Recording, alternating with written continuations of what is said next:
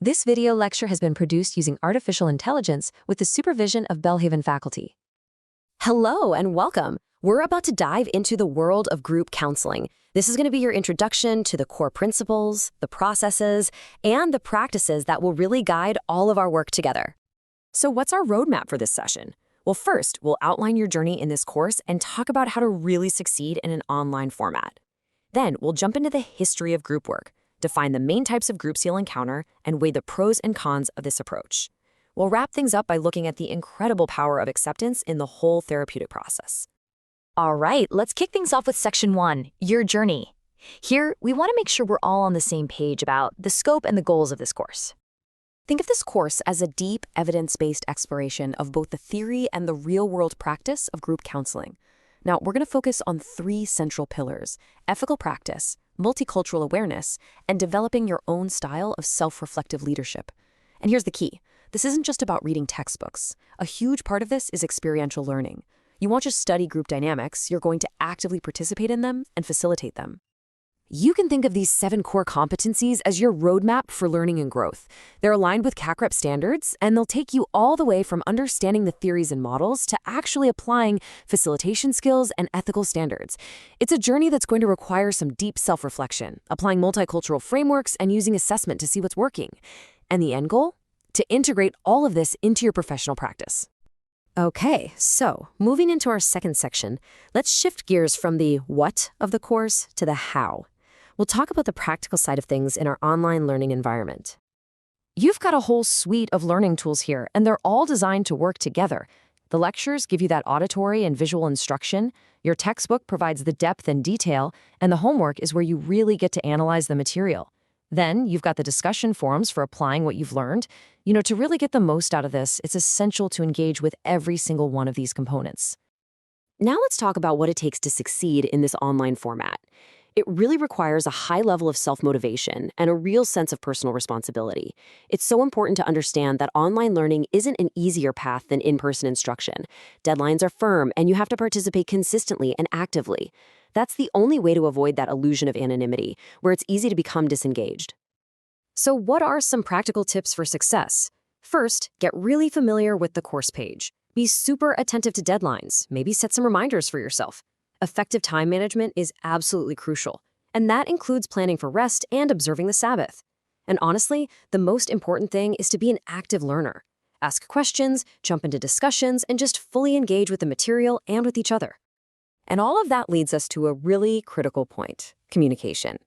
Your success here is directly linked to your willingness to engage in open dialogue. So please, don't ever hesitate to ask questions if you need something clarified. And if you run into any challenges at all, get in touch with your professor right away. All right, now that we've covered the course framework, let's dive into the subject matter itself, starting with where this all began, the historical origins of group work. The roots of modern group therapy really go back to 1905 with a man named Joseph Hersey Pratt. He discovered something amazing.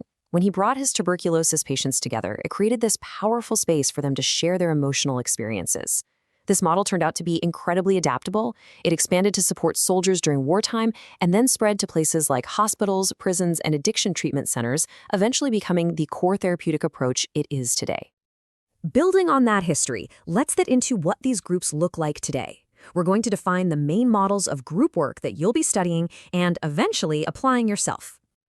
But before we get into the specifics, let's just take a moment to appreciate the setup itself. The circle. It's not an accident. It's intentional. It symbolizes inclusivity, joining, and a sense of equality among all the members. And what's exciting is that in this course, you'll get to experience this dynamic from all angles, as a counselor, a co-counselor, a participant, and an observer. First up, we have psychoeducational groups. As the name suggests, their main goal is educational. These groups are all about empowering members by giving them structured information on a specific topic. This helps them gain a much deeper understanding of their own behaviors and the consequences that come with them. Next up are skills development groups. These are super practical and flexible. The focus here is on teaching real, tangible skills that members need to make and maintain positive changes in their behavior. And a huge part of this process is the interaction between the members themselves. Then you have cognitive behavioral groups, or CBT groups. These really get into the connection between our thoughts and our behaviors. They're designed to help people spot problematic patterns in both their thinking and their actions, and then actively learn and practice healthier alternatives. Relapse prevention is often a big focus here. Now, support groups, these are really built on the foundation of human connection. The therapy happens through the sharing of experiences, through mutual care, and through collaborative problem solving. It's what happens when members can openly talk about their challenges and their wins with people who just get it. And finally, we have interpersonal process groups. These groups are intensely focused on the here and now, the dynamics that are happening within the group in real time. The therapist helps members understand their own interaction patterns as they happen, which helps address those long-standing emotional concerns that can lead to poor decisions.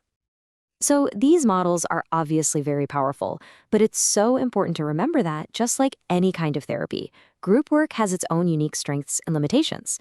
So let's take a balanced look at those now.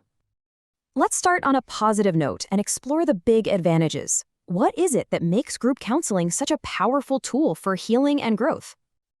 The benefits of group counseling are pretty huge. One of the biggest is just the power of validation, that moment when you realize, wow, I'm not alone in this. Members get to both give and receive support, which builds this incredible therapeutic bond. The group also acts like a real-time lab for developing social skills. You get to see successful behaviors in your peers and try them out yourself, all within a safe, shared space.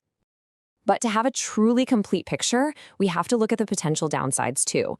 For instance, confidentiality is a bit more complex to guarantee than it is in one-on-one therapy. Scheduling can be less flexible, and of course, the therapist's attention has to be shared. The group dynamic can also be thrown off by unmotivated members, and it's just crucial to recognize that the group format isn't the right fit for every single person or every problem. This brings us to our last section, and to a really fundamental question. What is it, at its core, that makes group work so effective? What's the secret sauce?